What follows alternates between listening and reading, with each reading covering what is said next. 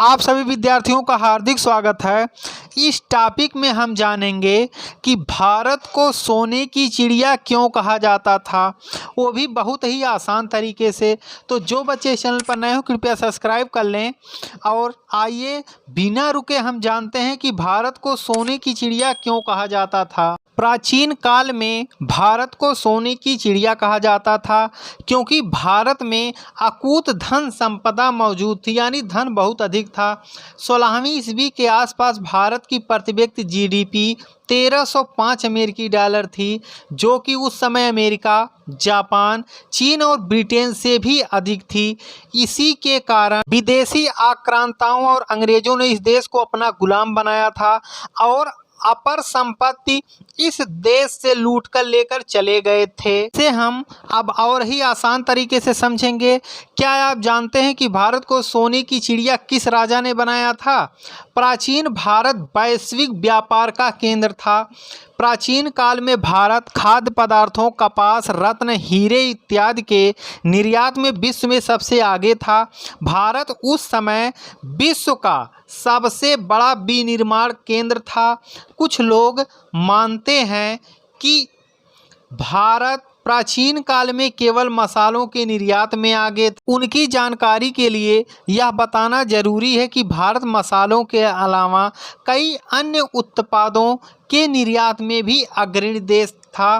भारत इतना विकसित था कि उस समय भारत ने दूसरे देशों के लिए वस्तुओं को निर्यात करता था, यानी यहाँ से वह वस्तुओं को विनिर्माण करके विदेशों को भेजता, जिसमें भोजन, कपास, चावल, गेहूं, चीनी, जबकि मसालों में मुख्य रूप से हल्दी, काली मिर्च, दालचीनी, जटामांसी इत्यादि शामिल थी। इसके अलावा आलू, नील, तिल का तेल, हीरे, नीलमणि आदि के साथ साथ पशु उत्पाद, रेशम, चर्मपत्र, शराब और धातु उत्पाद जैसे ज्वेलरी, चांदी के बने पदार्थ आदि विदेशों को भारत द्वारा निर्यात किया जाता था। जैसा कि आप जानते हैं कि हजारों मुगल आक्रमणकारियों के शासन के बाद भी विश्व की जीडीपी में भारत की अर्थव्यवस्था का योगदान 25% के बराबर था। इसी समय भारत में अंग्रेजों ने कब्जा कर लिया, लेकिन जब अंग्रेज भारत को छोड़कर गए तो भारत की अर्थव्यवस्था में इनका योगदान मात्र 2 से 3% रह गया था।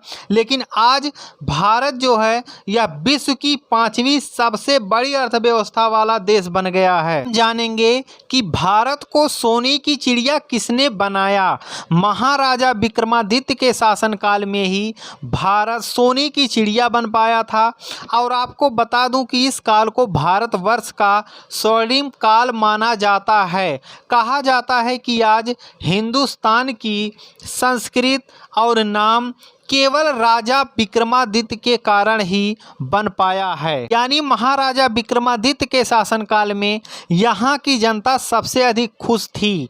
जैसा कि आप जानते होंगे कि विक्रमादित्य के 9 रत्नों में से एक थे कालिदास, जिन्होंने अभिज्ञान शाकुंतलम की रचना की थी।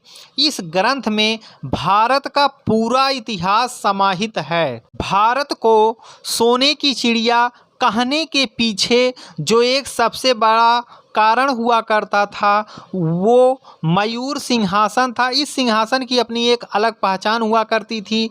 कहा जाता था कि इस सिंहासन को बनाने के लिए जितना धन लगाया गया था उतने धन में 2 ताजमहल का निर्माण किया जा सकता था। लेकिन साल 1739 में फारसी शासक नादिर शाह ने एक युद्ध जीतकर इस सिंहासन को हासिल कर लिया था। मयूर सिंहासन का निर्माण शाहजहां द्वारा 17वीं शताब्दी में शुरू किया गया था। इतिहासकारों के अनुसार मयूर सिंहासन को बनाने के लिए करीब यानी लगभग 1000 किलो सोने और बेशकीमती पत्थरों का प्रयोग किया गया था। भारत को सोने की चिड़िया बनाने वाले हमारे यहाँ के प्रसिद्ध राजा महाराजा विक्रमादित्य हुआ करते थे। तो इसी तरह के वीडियो जो सभी लोग पाते हैं, जो बच्चे इस चैनल पर नए हो कृपया सब्सक्राइब कर लें, क्योंकि इस चैनल पर क्लास 6 से लेकर 12 तक के सभी विषयों को बहुत ही आसान तरीके से पढ़ाया जाता है। आप सभी का वीडियो देखने के लिए धन्यवाद।